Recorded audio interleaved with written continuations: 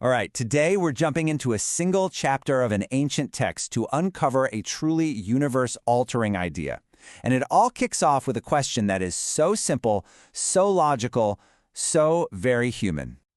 So I want you to imagine this. Your teacher is standing right in front of you, and he claims he taught his wisdom to someone who lived like eons ago. That's the baffling problem the warrior Arjuna is facing.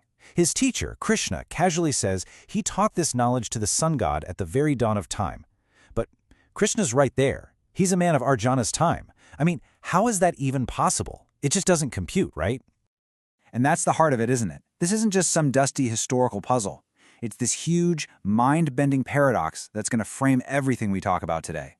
How can something eternal, something outside of time, be taught by someone who lives inside of time? So Krishna's answer? It's not what you'd expect. He doesn't just lay out a timeline or some kind of family tree. Nope.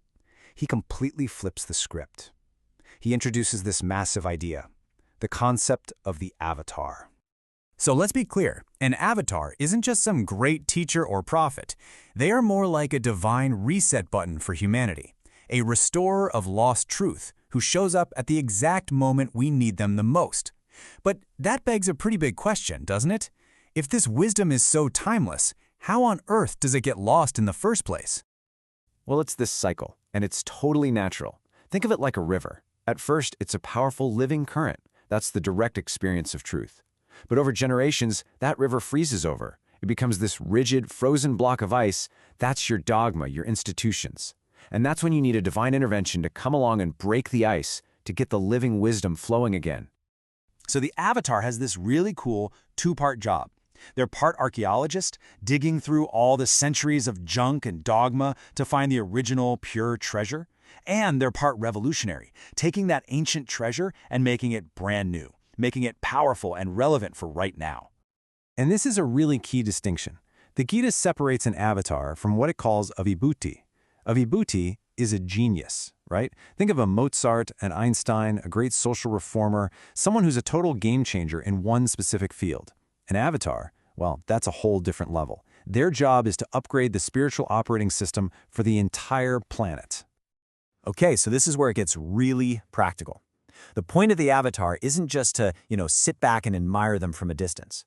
No, they're handing us a blueprint. And this is where we take all this big cosmic philosophy and bring it right down to earth, into our actual daily lives. So we have to ask, what even is right action? And the Gita says even the super wise get tripped up by this. And the reason is, it's not a list. It's not a simple checklist of good deeds. It's about a complete, radical reboot of how you see everything from the inside out. Okay, get ready for another mind bender. The secret is twofold. First, even doing nothing is doing something. Your choice not to act has its own ripple effect. And second, the flip side. When you're out there doing all the things, you can be completely still inside. It's like you become the calm eye of the hurricane. You're watching your body and mind work, but you aren't the one getting caught up in it. And that's the secret sauce to becoming what the Gita calls a divine worker. And what does that look like? Well, these 6 things. Think of them less as goals you have to grind towards, and more like symptoms that just start showing up.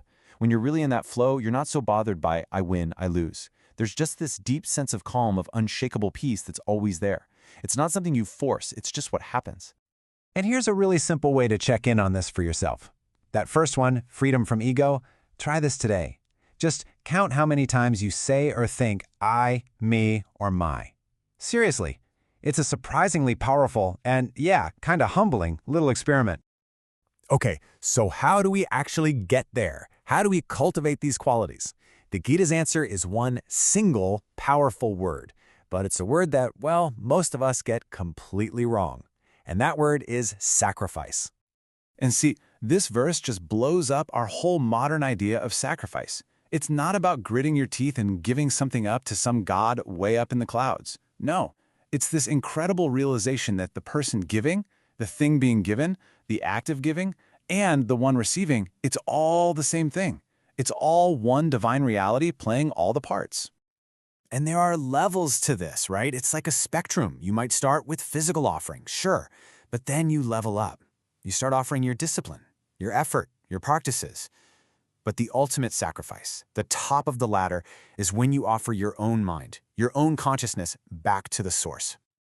All right, we've laid all the groundwork. The avatar, the divine worker, the true meaning of sacrifice. And now we're at the summit.